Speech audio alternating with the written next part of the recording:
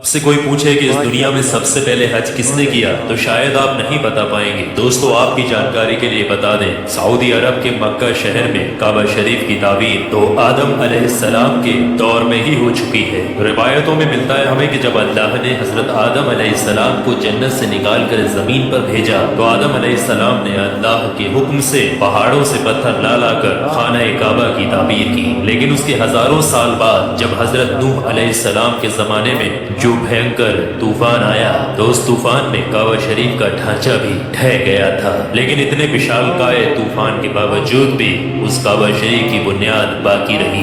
دوستو آج سے تقریباً 4000 برس پہلے مکہ کے اندر کوئی بھی نہیں رہا کرتا تھا۔ پھر حضرت ابراہیم علیہ السلام اللہ تعالیٰ کے حکم سے اپنی بیوی حضرت ہاجرہ اور بیٹے حضرت اسماعیل علیہ السلام کو لے کر روانہ ہو گئے اور اس مقام پر پہنچے جہاں پر آج مکہ واقع ہے۔ اس دور میں وہاں پر نہ کوئی عمارت تھی، نہ پانی، اور نہ ہی یہاں پر کوئی رہا کرتا تھا۔ درختوں کے نام پر صرف ببول وغیرہ کی جھاڑیاں ہوا کرتی تھی۔ حضرت ابراہیم علیہ السلام نے بیوی اور بچوں دونوں کو یہاں بیٹھا دیا، تھوڑا سا پانی اور کھجوروں کو بھی پاس میں رکھ دیا، اور پھر آپ علیہ السلام شام کی طرف چلے گئے۔ حضرت ابراہیم علیہ السلام دوسری بار جب مکہ شریف آئے تو قیام نہ کیا، لیکن جب تیسری بار تشریف لائے تو حضرت اسماعیل علیہ السلام سے فرمایا کہ بیٹا اللہ تعالیٰ نے مجھے ایک حکم دیا ہے۔ تو حضرت اسماعیل علیہ السلام نے کہا تو اطاعت کیجیے۔ تو حضرت ابراہیم علیہ السلام نے کہا کہ اللہ تعالیٰ نے مجھے حکم دیا ہے کہ یہاں پر ایک گھر بناؤ۔ گھر کی تعمیر شروع ہو گئی۔ حضرت اسماعیل علیہ السلام پتھر لاتے جاتے اور حضرت ابراہیم علیہ السلام بناتے جاتے تھے۔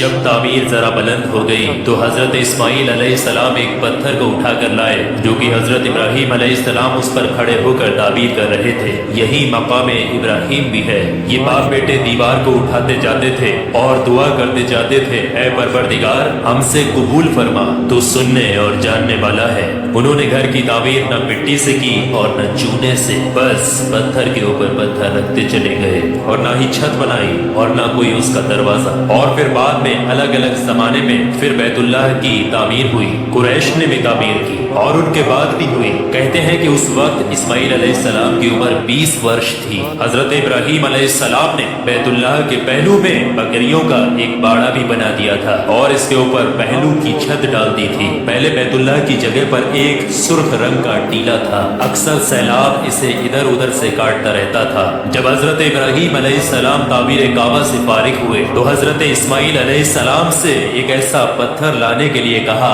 جو طواف کی شروعات کے لیے نشانی کے طور پر استعمال کیا جانا تھا۔ یہ پتھر حضرت جبرائیل علیہ السلام ابو قبیس کی پہاڑیوں سے لے کر آئے۔ حضرت ابراہیم علیہ السلام نے اسے اس مقام پر رکھ دیا جہاں پر وہ اب تک قائم ہے۔ روایتوں میں آتا ہے کہ یہ پتھر بہت روشن تھا۔ حضرت جبرائیل علیہ السلام نے انہیں تمام مقامات بھی دکھائے۔ اور دوستو جب حضرت ابراہیم علیہ السلام کو اللہ کی طرف سے لوگوں کو حج کرنے کی دعوت دینے کا حکم ہوا تو حضرت ابراہیم علیہ السلام نے اللہ سے یہ سوال کیا کہ اے میرے خدا یہاں پر کون لوگ ہیں جو کہ میری آواز کو سنیں گے؟ اللہ تعالیٰ نے فرمایا کہ اے ابراہیم آواز دینا تمہارا کام ہے اور لوگوں تک اس آواز کو پہنچانا میرا کام ہے۔ دوستو اس کے بعد حضرت ابراہیم علیہ السلام ابو قبیس کی ایک بڑی سی پہاڑی کے اوپر چڑھ کر ایک بڑے سے پتھر کے اوپر کھڑے ہوئے اور لوگوں میں حج کرنے کا اعلان کیا کہ اے لوگوں اللہ تعالیٰ نے ایک گھر بنایا ہے اور تم پر حج فرض کیا ہے، لہٰذا تم اپنے پروردگار کی آواز پر لبیک کہو۔ تو اللہ تعالیٰ نے حضرت ابراہیم علیہ السلام کی اس آواز کو اتنا بلند کر دیا کہ اس آواز کو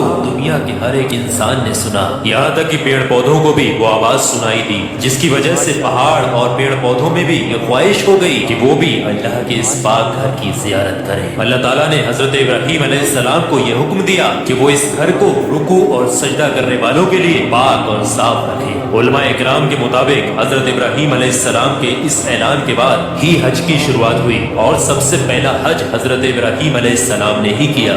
روایات کے مطابق رسول اللہ صلی اللہ تعالی علیہ وآلہ وسلم نے فرمایا کہ اللہ کے اس گھر پر اللہ کی رات دن 120 رحمتیں نازل ہوتی ہیں، 60 رحمتیں طواف کرنے والوں کے لیے، 40 نمازیوں کے لیے اور 20 اللہ کے گھر کو دیکھنے والوں کے لیے۔ حضرت حسان بن ہدیہ فرماتے ہیں کہ ہم نے رسول اللہ صلی اللہ تعالی علیہ وآلہ وسلم کے اس قول پر غور کیا، معلوم ہوا کہ یہ سب رحمتیں در حقیقت طواف کرنے والے کے لیے ہیں کہ وہ طواف کرتا ہے، نماز بھی پڑھتا ہے اور کعبہ की तरफ देखता भी है। किसी ने क्या खूब कहा है, खाना काबा में तरह तरह की फजीलतें हैं, घर वाला ही उन्हें जानता है। जो कोई भी यहाँ पर अपनी खताओं से डर कर आया, अल्लाह उसकी हिफाजत करता है। ताहिरुल करबी लिखते हैं कि खाना काबा 11 मरतबा ताबीर हुआ है। हजरत आदम अलैहिस्सलाम ने बनाया, हजरत शीश अलैहिस्सलाम ने ताबीर किया, हजरत इब्राहीम अलैहिस्सलाम ने ताबीर किया, अमालिका ने बनाया, जुरहम ने ताबीर किया, कसी ने ताबीर किया, कुरैश ने बनाया,